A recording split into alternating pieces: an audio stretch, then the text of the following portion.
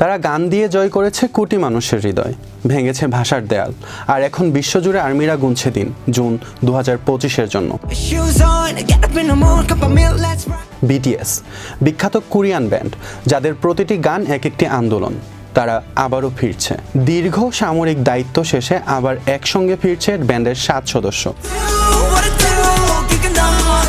2022 সালে জিন, 2023-এ জেহো, আর 2023-এর শেষের দিকে বাকি 5 সদস্য RM, সোগা, জিমিন, ভি এবং জংকুক যোগ দেন দক্ষিণ কোরিয়ার সামরিক বাহিনীতে। এক এক করে সবাই সামরিক দায়িত্ব পালন করছেন প্রায় 18 মাসের কঠোর প্রশিক্ষণ, শৃঙ্খলা আর দেশের জন্য কাজ। আর এখন সবকিছু তৈরি হচ্ছে সেই বহুল প্রতীক্ষিত মুহূর্তের জন্য, যখন বাংটান বয়েজ একসঙ্গে মঞ্চে ফিরবেন।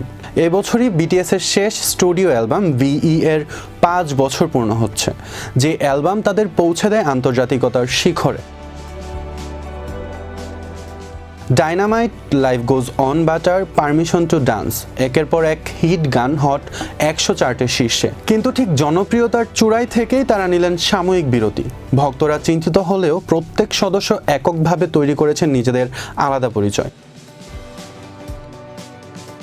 একক গান, অ্যালবাম, ইন্টারন্যাশনাল কোলাব, সবকিছুতে তারা প্রমাণ করেছেন বিটিএস মানে শক্তি, তার দলেই হোক কিংবা এককভাবে। RM তার চিঠিতে লেখেন, প্রতিদিনই আমি শুধু আমার সদস্যদের কথা ভেবে দিনগুলো পার করছি। আমি জানি আর্মিরা আমাদের ভুলেনি। জেহোপ বলেন, যখন আমরা ফিরবো তখন সেটি হবে বিস্ফোরক। আমাদের নতুন পরিচয়গুলো একসাথে মিলবে বিটিএস-এর নামে। সেই সাথে সামরিক ঘাঁটিতে থেকেও ভবিষ্যতের পরিকল্পনা হয়েছে ভক্তদের জন্য। জিমিন জানান, ভয় লাগলেও আমি সংকল্পবদ্ধ, ফিরেই সেরা পারফরমেন্স দেব। আমাদের জন্য যারা এতদিন অপেক্ষা করেছেন তাদের উপহার দেব।